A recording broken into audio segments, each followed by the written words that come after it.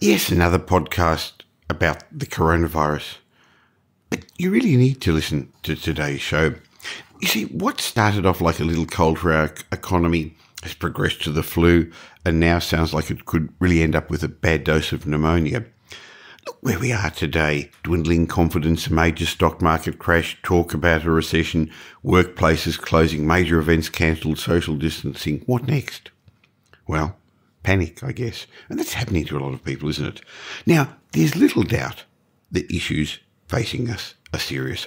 And I don't want to make light of COVID-19, but based on my views, having been involved in the property market for over 45 years, and those of Dr. Andrew Wilson, who I'm going to have a chat with as part of today's show, we believe the impact of this on our property markets will ultimately be temporary.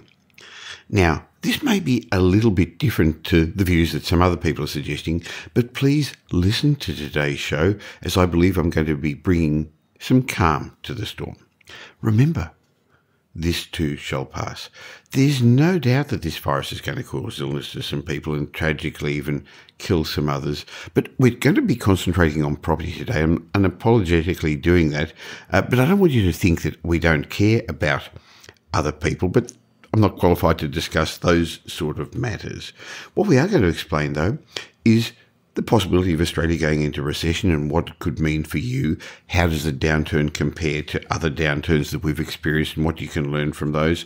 And I also want to explain to you about the perfect storm that will come out at the other end. Now, this show was recorded in the third week of March, only a few days before it went live on my podcast, but just the way things are working, I'm sure a number of things are going to happen between now and when you're listening to this. However, the message I want to give at the moment is, I guess, not that time sensitive.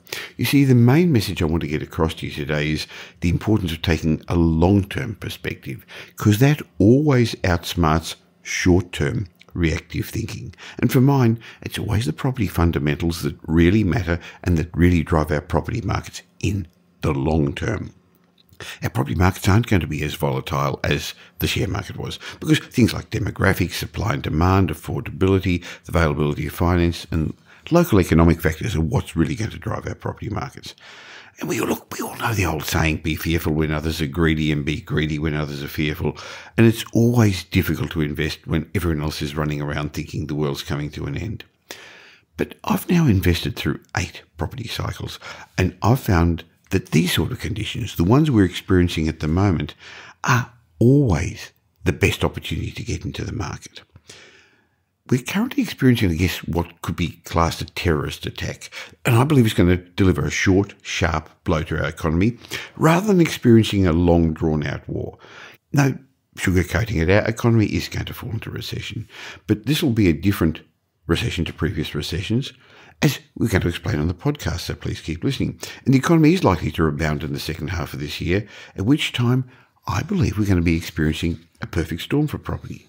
And our government and the governments around the world have learned a lot about handling monetary and fiscal policy since the last big downturns, and they're hell-bent on making this downturn as painless as possible. Sure, unemployment's going to rise a little, maybe to 7%, but that still means 93% of people are going to have a job. And if the government lives up to its promises, its stimulus packages are going to grease the wheels of industry and keep more of us employed. So now's the time to get prepared to take advantage of the opportunities that the market's eventually going to offer. And if you're set now, already got your finance, now's going to be a good time because it's likely that human nature is going to cause many of those who would have gotten into the market now to sit by the sidelines, for a little while at least, until things become more clear, which means that sellers are more amenable to accepting offers rather than holding out for the top price. Remember, don't make long-term decisions like buying a home or buying an investment property based on the last 30 minutes of news. So in my mind, there's no doubt that there will be opportunities in the market for those who are willing to go against the crowd. And when you look back in a year's time, and definitely in 5 years' time and 10 years' time, you're going to remember these unprecedented events of 2020, and you're going to remember them as great buying opportunities to get into property. So with that very long introduction, welcome to today's episode of the Michael Yardney podcast, where there's going to be 2 further separate sections. One where I'm going to give you some of my thoughts, and the other is the recording of the weekly video that I do with Dr. Andrew Wilson, the Property Insiders video. So if you're not getting those, subscribe to my YouTube channel. Just go to YouTube and subscribe, because you're going to get regular weekly updates that you can get from the Property Insiders, people who've been around for a long time. So once again, welcome to today's show. Welcome to the Michael Yardney podcast, where twice each week you will learn a number of new ideas regarding success, property investment and money in around 30 minutes.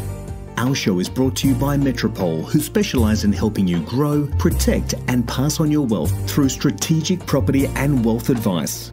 Now here's your host, Michael Yardney, Australia's most trusted property commentator, who has once again been voted Australia's leading property investment advisor. That's the 5th time he's won a similar award in the last 7 years.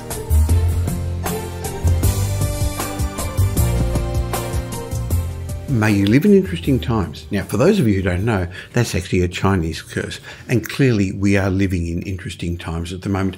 I can't remember a time in my 67 years that there's been as much panic created in such a short period of time, but I guess it's related to the way the media, and in particular social media, delivers news today.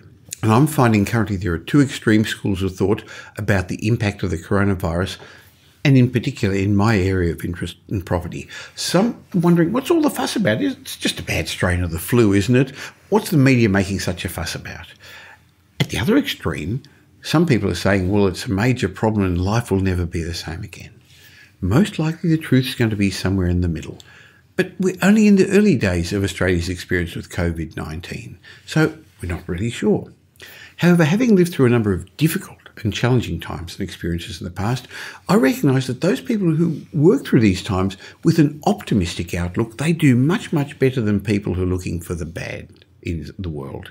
So I think it's our job as property investors, as business people, as entrepreneurs, to look for the silver lining in the current situation and take advantages of the opportunities that arise. Not take advantage of the people, because there's going to be some unfortunate issues with health with a number of people. I'm not suggesting that at all. I'm saying take advantages at times of adversity. Unfortunately, there's a whole lot of things we can't control at the moment. So there's no benefit in worrying about what we can't control. Many years ago, I realised that much of what we've worried about has either happened in the past or hasn't happened yet. You've got no control over that. Instead, worry about what you can control. So it's an important time to look after yourself, look after your immunity, eat well, exercise, have extra vitamins, sleep well, lower your stress. But what advice can I give you about property today? Well, I guess the best advice I can offer at present is that unfortunately the economy will suffer in the next little while, but it's likely to pick up pretty quickly. It's important to also recognise that at times like this, it's normal to feel nervous. It's normal to feel unsure. You're human. But it's not right to act on important financial decisions like buying a home, buying an investment property. It's not right to base your decisions on fear. It's not right to make 30-year financial decisions on the last 30 minutes of news. However, it is important to understand that there are a lot of unknowns. We're not really sure what's ahead, but what we can do is look at the past to get an idea of what's likely to be ahead in the future. Now, all the economists that I trust are suggesting Australia's economy is going to slow down and may even experience 1 or 2 quarters of negative growth, so we may or may not go into a technical recession. But recession or not, we are going to have a major disruption to our economy and to many people's cash flows, many businesses' cash flows, and to business confidence, and clearly a major disruption to consumer confidence. However, this time round, it's different to the other recessions. Recessions in the past have been caused by a period of major excess where people are borrowing, leveraging, taking risks, speculating, and then the government or the Reserve Bank brings it to a halt by raising interest rates, and unemployment goes up terribly. Very different this time round. And that means that this time round our economy will most likely recover once we get through the ravages of social isolation. And this time our government is hell-bent on not allowing our economy to go into recession. They don't want to be known as the government that made Australia go into recession after 30 years. In particular, since they've tried to pin recessions on the Labor government and suggested the coalition is more economically responsible, they're going to do everything in their power to stop us going into recession. Similarly, in an election year in the United States, it's really hard to imagine Donald Trump will allow America to go into recession. So looking back at the past gives us some clues. It's important to remember that after every stock market crash Australia's experienced, the property markets boomed. In fact, even in the last recession in the early 90s, and I remember those times well, the recession we had to have, property values in our capital cities didn't drop other than in Melbourne. And in Melbourne, that's where the economy suffered the most. I remember those times well, having lived there. It was a time when even a number of our major financial institutions in Victoria almost collapsed.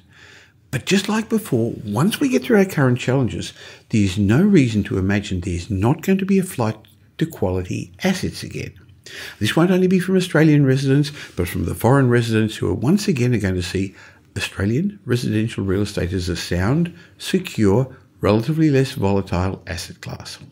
So if you're interested in making the best of the opportunities that are arising at the moment, if you're wanting to set yourself up for a financial future, if you're looking to buy a new home or investment property, take the opportunity now to get ready, to get the right strategy, to get the right team around you, to have the right finance in place, to get the right ownership structures. Even if you're not going to do anything right now, get ready for when the market turns, because it will. So if you've got a secure job, if you've got a steady income, then you should consider taking advantage of the opportunities that are going to arise in the short term before the market undoubtedly once again is going to move upwards.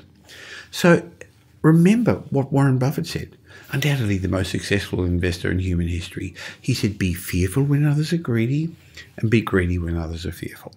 That's because he always took a long-term view of our markets. But his advice was to always buy when there's fear and panic at the markets and to sell when there's a boom going on. Well, we're not talking about selling real estate if you're talking about it as an investment. But if you're considering getting involved in property investment, if you've got your finance pre-approved, if you've got a level of security in your job, today you're in a very lucky position because an opportunity like this doesn't come up very often. Clearly there's a level of fear, but that's going to dissipate at some stage in the future. So right now you've got the ability to buy your next home or an investment property at a price that maybe you weren't able to get a while ago when the market was really hot, when there were multiple bidders at auctions, when there were multiple buyers in the seller's market, and very likely you're not going to be able to get as easily in the future when the market picks up. Another reason you should consider getting in the market now is there's going to be a greater chance that the seller, the vendor, is going to be a little bit nervous and more likely to accept your offer. And you're not going to be having, as I said, as much competition as you would have had a while ago or possibly later this year. However, we've also learned, don't try and time the market. It doesn't work. It's too hard. Don't wait to pick the bottom. How did that work last year when people were worried in 2019 to pick the bottom of the market? They didn't get it right, or in previous cycles as well. If you find the right property that fits your long-term strategy, whether it's your home, family needs as a house, or an investment property that suits your budget, that fits in with our six-stranded strategic approach to buy the right sort of properties, my suggestion is take advantage of the opportunity the market's offering you. Remember, you're not taking advantage of the people, but take advantage of the current situation to get into market and give yourself the best property you can get within your budget. As I said, great opportunity because there's going to be less competition. Our research, based on previous cycles, suggests that when the situation dissipates, there's going to be so much pent-up demand, you're again going to be competing with many other buyers. Now, I can understand why you have some concerns. I understand why you may be wondering, should I get in the market, should I wait? But if you think about it, there are always concerns. There'll always be reasons not to get into the property market. Just look back a couple of years. Some people, even in the last year, they were concerned about the removal of negative gearing. They were concerned about capital gains tax changes. They were wanting real proof that the property market had bottomed. They were worried about the bushfires earlier this year. There are always reasons not to get in the market, and the ones I discussed were only in the last 12 months alone. Then you can go back year after year. There were always reasons not to. But times like this, times of uncertainty, have always been a great opportunity to set yourself up for lifetime wealth by buying well-located properties at a time when others are sitting a little bit nervous, waiting on the sidelines, hesitating. After events like this, the property markets have always risen because people resort to bricks and mortar. They see comfort and a safe haven in an asset class they feel comfortable with, and that's underpinned by the fact that 70% of Australians own their own homes, and this has caused a significant stability to our property markets. Remember, fear is the enemy of successful, smart investment decisions. In fact, the only thing to fear is fear itself at the moment. Look after yourself, look after your health, don't make any rash decisions, and if you are in the position to move forward in your property investments, hey, this is a great time to take advantage of an unusual opportunity, but those who do are going to look back and say, gee, I'm glad I made those decisions.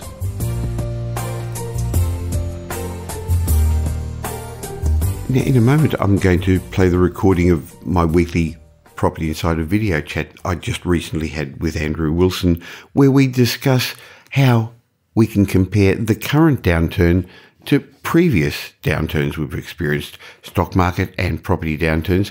And as you know by now, Andrew Wilson has a different view to many people, but the more I've worked with him over the years, the more I've come to respect his thoughts. So again, be calm and get set for the next stage of the property cycle. And if you're out looking for property at the moment, be careful what you buy because strict property selection is critical at the moment. But if you want to get ready to get set for when the market turns, and it takes some time to get yourself organised, I suggest now is the right time to be prepared for the perfect storm that's ahead. And to do that, you're actually going to need more than the buyer's agent, because a buyer's agent is going to buy your property. And I think you need more than the property strategist. You need a team, an advisor who are going to take a holistic view of your wealth creation, and that's exactly what you get from the multi-award-winning team at Metropole.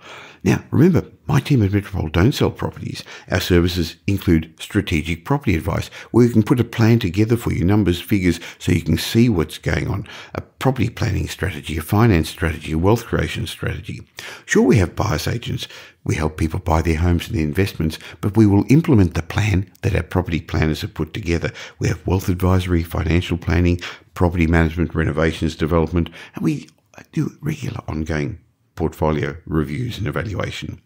So we have a wide range of services. You may choose to use some or all, the one-stop shop. That's okay. How much would it be worth to you to have a team with that level of perspective on your side through these difficult times?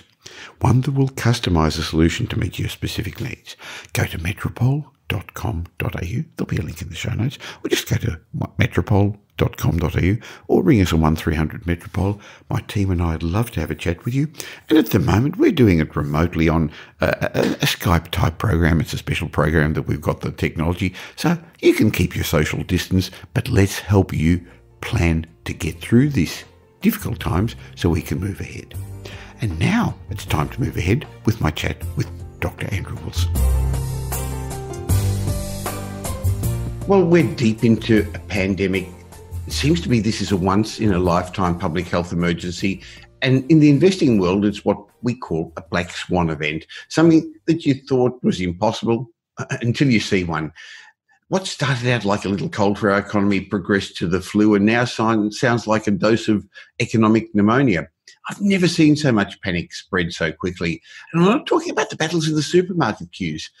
I'm talking about the fear that's spreading, concerns about our personal health, about our jobs, about our economy, about our property markets, and I guess the value of your and my home.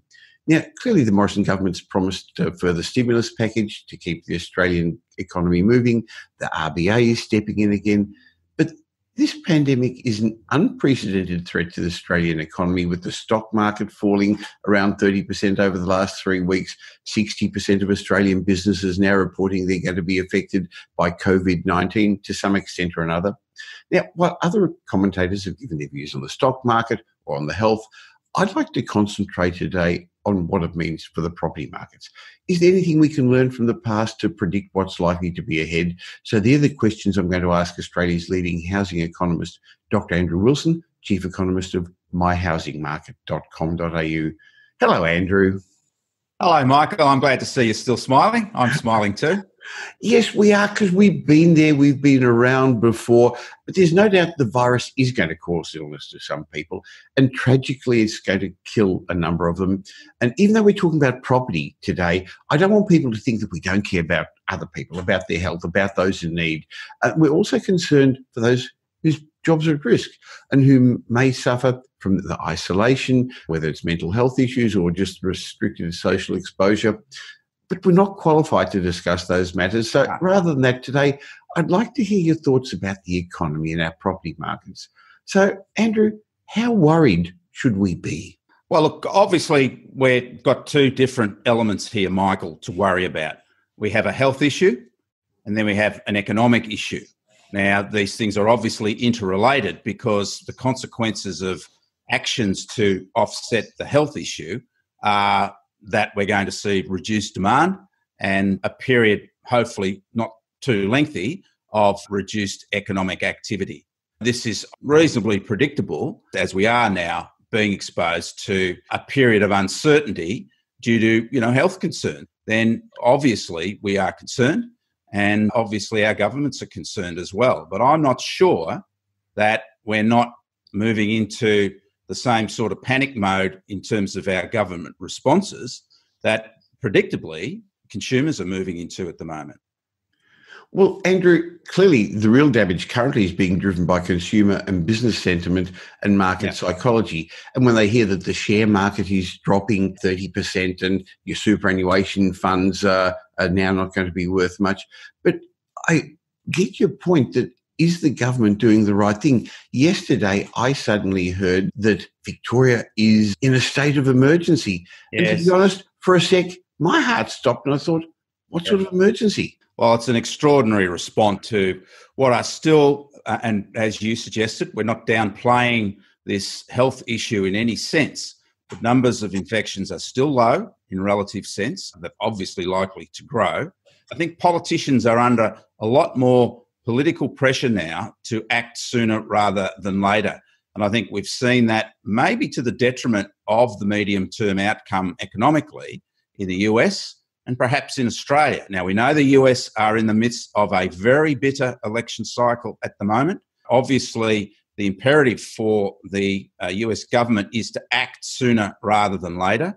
Similarly, we have political pressure on the Australian government. The Prime Minister was roundly criticised for being absent during the bushfire crisis in Australia early in the year. He was on holiday, and perhaps he doesn't want to be seen to not be acting sooner rather than later in this particular health emergency. The question is whether we're throwing too much of our ammunition early days into a problem that, except for sentiment, of course, really doesn't exist yet. And the problem there is that it'll actually create more issues economically through a sense of, let's not do anything, let's not buy, let's not sell, let's not conduct our jobs until we get some more clear air. Now, this issue will be resolved when the health issue is resolved. That's when this illness moves through the community and starts to settle, and we can feel a bit more relaxed about the outcome, and then we'll be less inclined to panic. Now, that's when we're going to need economic stimulus to pick up the pieces. To my mind, we've thrown a lot of that ammunition early days at an economy which it's not going to make the slightest bit of difference until this health issue is resolved. People are not going to start spending, are not going to be active in the economy until their fears regarding the health issue, until they're eased. And that's obviously going to be at least a month or so, all things being equal, and as a positive, optimistic outlook. A lot of people are wondering really what $750 in the hands of pensioners or others who are in need going to do. Are they going to actually grease the wheels of industry? And as you clearly mentioned, once the number of new cases starts to go down, it's a sign that we're over the hump, that they're trying to minimise with the social distancing. And we've got some ideas from what's happened overseas as to how long that could take. So if the industry isn't going to keep operating normally for a while, is Australia going to go into recession? Well, recession's a bogey word, Michael. It's really meaningless unless you look at the context of the particular economic environment where this recession occurs. Now, as we've said a number of times in this series, a recession technically is where we get back-to-back periods where GDP falls into negative territory. Now, the last time that happened was in 91, 92, but the circumstances of our economy was completely different then as to what it is now. Now, obviously, given issues with tourism, students, and even our export trade, we are going to take an economic hit over this quarter and the next quarter, which may result in those two negative measures of GDP. But GDP is already low, Michael. The December quarter GDP number was just 0.5% growth over the quarter, which is low, and it has been low for a while. But we still have quite a reasonable labour market and quite a reasonable position in terms of our general economic environment, despite that low GDP number, which of course reflects low incomes growth and of course low inflation. What I'm trying to say is that the consequences of moving from a low number positively into a low number negatively, I don't believe will be significant to the point as we experienced back in 90, 91 and 92, when we saw unemployment rates skyrocketing over 10%. I think obviously there's likely to be higher levels of unemployment, but certainly, in my opinion, not at the extreme levels that we had in the recession of the early 90s, and certainly not anywhere near the issues that we had during the Great Depression, which was our other significant economic event. So, yes, we're likely to get that technical measure, Michael, but I'm not sure that we're going to see the same sort of severe economic impacts, particularly on unemployment, that we've seen in our last episode, which of course was 30 years ago. Well, it's hard to compare this with other classical recessions, whether they're overseas or in Australia, because in general, those recessions have come after periods of excess, of excessive over-demand, of speculation, of loose money, and then the government brings them on to slow things down by raising interest rates, which unfortunately, as you say, creates unemployment. So it looks like they're going to be quite different. I think the other big difference between this and the 2008-2009 global financial crisis is that there's no systemic risk to the money markets. The government has learned some lessons, it's intervening early, and the banking system is much more sound. It's much better capitalised than it was back during the global financial crisis. Yeah, a few interesting points, Michael. Firstly, we don't rely on cash as much as we used to. So cash isn't a physical commodity as it once was, where you had periods of economic instability and financial instability. People are motivated to withdraw large amounts of cash. I mean, we now transact in a digital environment. So that's a safety net, if you think about it, in terms of our capacity to continue to transact. And if we look at those economic circumstances being different, if we look back to, and we talk about the share market now, the previous significant share market event that we had, which was in 1987, came in an environment where we had inflation running at 9%. That's 9% versus what we have 1.6% now. And interest rates then were at around 16%, and they're zero now. So you can see it's a completely different environment. But in the market crash of 87, we saw the All Ords down by 48%, which has been the most significant fall that we've seen in our share market since the Great Depression. Now, by comparison, we've had a decline of 28% so far in our All Ords through this event. So we're still not in that territory that we were in 87. But the 87 was a response, as you said, to over-demand. Interest rates were high because inflation was high. We have the reverse now occurring. So this is basically just a panic response to what governments have told us. It's not that. It's a health issue which will pass through the system, hopefully sooner rather than later. And when it does, we obviously will have to recover because this will have an impact economically. And that's when we need to be obviously thinking about how we can assist that recovery. But we're not in that position yet, Michael. So all these actions now are really not going to have any impact until we start to feel better about the health environment that we're in at the moment. I agree with that. So it's probably really a bit more like 9/11, where there was a major disruption to the world economies for a short period of time, but then moved on, compared to, I guess, the global financial crisis, where some countries still haven't gotten out of their economic shock. No doubt that property markets are going to be impacted. And so it's going to depend a bit upon how sellers feel, how confident they feel putting properties on the market, how confident buyers are going to be. Of course, we've spoken before about we should be fearful when others are greedy and greedy when others are fearful. Not taking advantage of people's situation, but taking advantage of an opportunity of what's going on. So it'll be interesting to see over the next couple of weeks auction clearance rates, how many people are listing their properties, because people are still getting married, they're still getting divorced, they're still having babies. Life's going on, and there are more of us coming to Australia. Yes, Michael, and it's very similar to what our property markets were experiencing a year ago. A year ago, property markets were spooked. There was a lot of hysteria in the media about the potential for what turned out to be quite ridiculous predictions of house price falls last year. Consumers fell into that particular prediction, and of course they were hesitant to particularly sell a house, and we saw listing numbers crumble quite sharply last year. Markets recovered as the market righted themselves as the fundamentals started to become more pronounced, and of course low interest rates helped as well.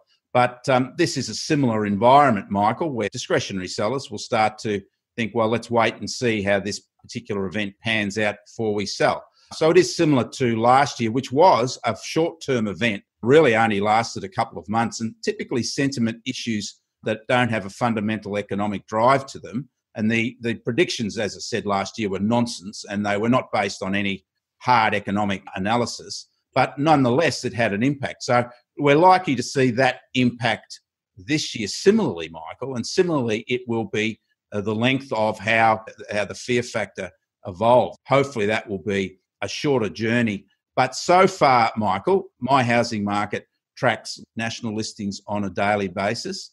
And I started to see a marginal fall in listing numbers through the end of last week and the beginning of this week. But that's actually now stabilised. Listing numbers actually increased over the week ending yesterday versus the previous week. But we shouldn't be surprised if there's some tapering off of activity from sellers. But of course, that'll depend on sentiment going forward. Well, we've got to remember that just going back to the global financial crisis, to the times of the recession in the early 90s, after the stock market crash in 87, and I remember that very well, our property markets boomed. The share market volatility reminded many investors that the best way to grow their wealth is in the safety of bricks and mortar. But it's actually different this time round. We've got the lowest interest rates we've had, meaning the cost of debt, if you're a home buyer, is going to be low. If you're an investor, the cost of owning a property, even if it's a little bit negative again, it's the lowest it's going to be for a long, long time. So I think, Andrew, if you've got a secure job, a pre-approval and a financial buffer to see you through, it's going to be a perfect storm of events where if you can take a long-term view rather than the short-term view, there should be some good buying opportunities for real estate in the next month or two.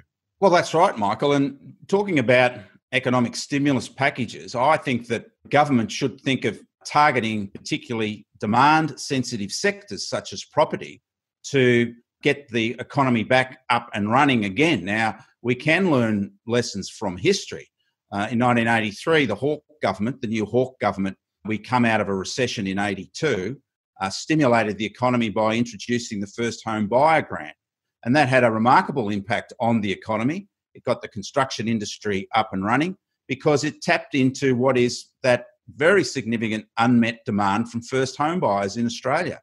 I think that even though, and we've seen that this year with that initiative for the first home buyer deposit scheme, bringing first home buyers into the market, I think that can be broadened or a different type of policy can be introduced to tap into even more first home buyers to get them into the market.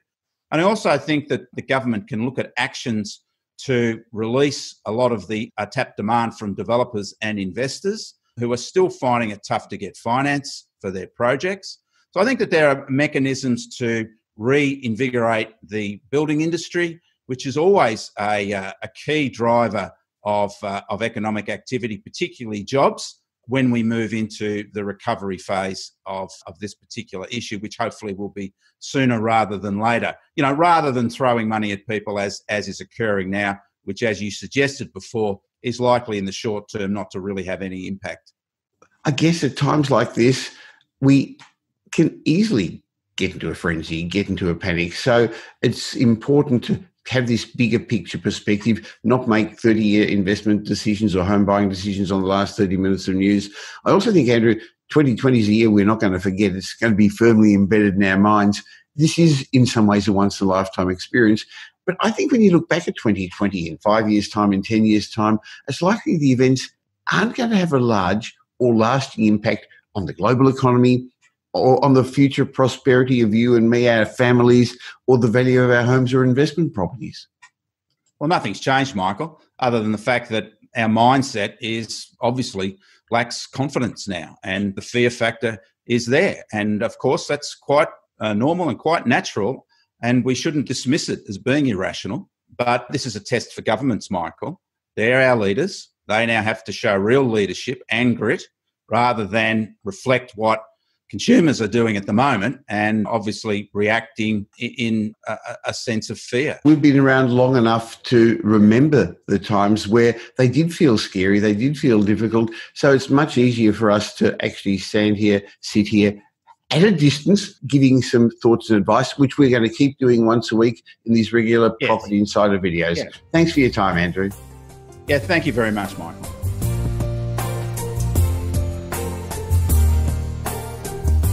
Well, I started this podcast saying, oh no, not another podcast about the coronavirus and recession.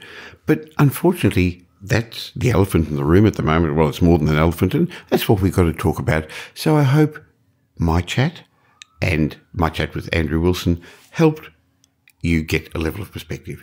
Now, if you want to catch up with us in between, you should be subscribing to my daily property update. If you don't already, propertyupdate.com.au. Follow me on social media, and particularly on YouTube, where we're bringing out 2 or 3 videos a week to keep you updated with all these sort of things, plus some good news as well. So keep in contact. Now, if you could benefit from today's show, I'd like you to pass it on to somebody, just like I'm trying to help you get more grounded, get more perspective on what's going on. I'd like you to help others as well. So tell somebody about the Michael Yardney podcast. Use the share button on every podcast app. Use social media.